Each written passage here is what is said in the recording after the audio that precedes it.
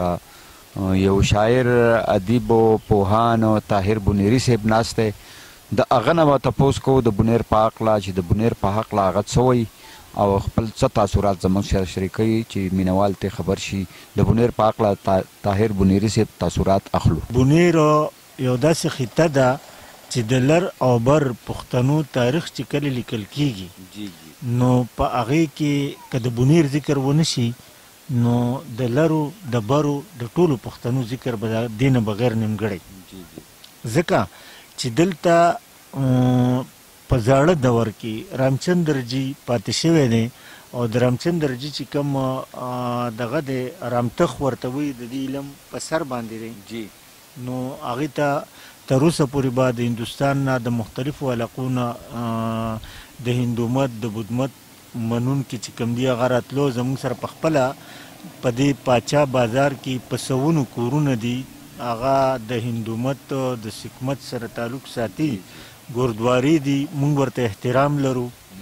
او هغه ډېر په دغه باندې په ازادانه طور باندې خپلو عبادتونو لځي، سهار هم ځي، ماښام هم ځي، هر وخت تللی شي که نه، په هغې باندې هېڅوک غم غرض نه کوي. یعنې دا په دې حواله تاسو هم چې دا یوه پورمنه علاقه ده، پورمن علم دوسته خلک دي او اوس یوازې نه په ماضي کې دي د سوونو د تاریخ نه راواخله تر زرګونو د تاریخه پورې بونیر چې دی علمي خاوره پاتې شوې ده. او بله دا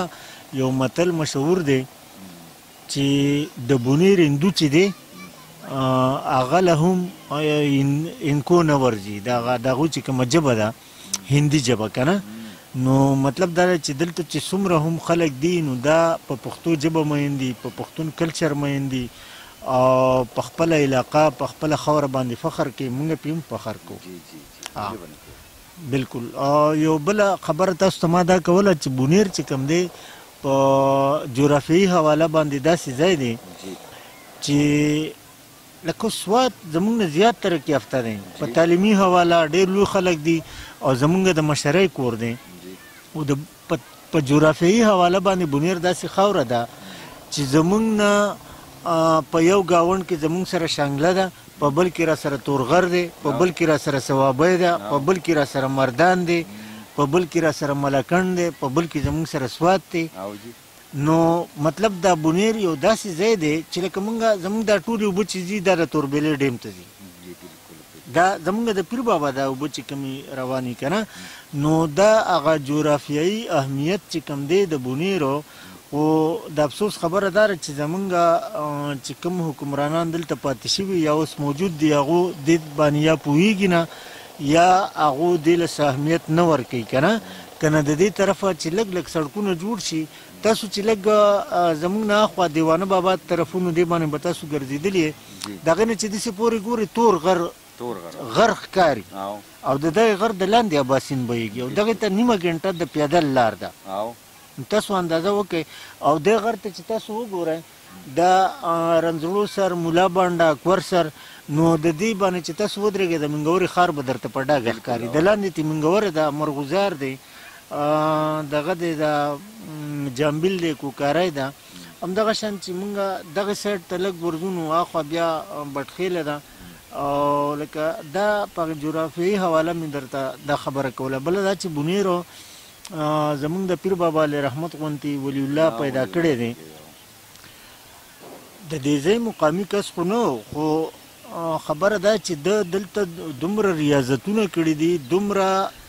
د الله پاک عبادتونه یې کړي دي چې د هغې فیض د ده ډېرو زیاتو مریدانو ته د ده ډېرو زیاتو منونکو ته رسېدلی دی. دلته چې کومه مدرسه عالیه پیر بابا په نوم باندې مدرسه وه نو هغې د اخوندرویزه د مکتب لیکوال، شاعران، عالمان، صوفیان دا قسمه خلک را پیدا کړي دي. دغه بحث کې کو بیا لږ اوږدېږي که نه، خو مختصر زه تاسو ته دا وایم چې پیر بابا او دغه چې کوم دی بونیر دا یو ډېره تاریخي علاقه ده، تاریخي خاوره ده او تاریخي خلک دی او په دې باندې چې مونږ بحث کوو نو زما یقین دی چې دا کم از کم زمونږ نه 2 غنټې وخت والي او که یو سړی په کتاب لیکي نو کم از کم 500 صفحې پې لیکلی کېږي. لکه زمونږ یوازې دا د پیر بابا علاقه نه ده، زمونږ نه دغه مخته ګوکن دی، دغې نه اخوا چې غرزي دي، زمونږ نه ښکته چې کوم دی اشیزي دي، دا اشیزي، ګدیزي، سلارزي، نورزي او اسماعیلزي، دا څومره چې زمونږ د بونیر خلک دي، دا په 1823 کې د سید اکبر شاه په مشرۍ کې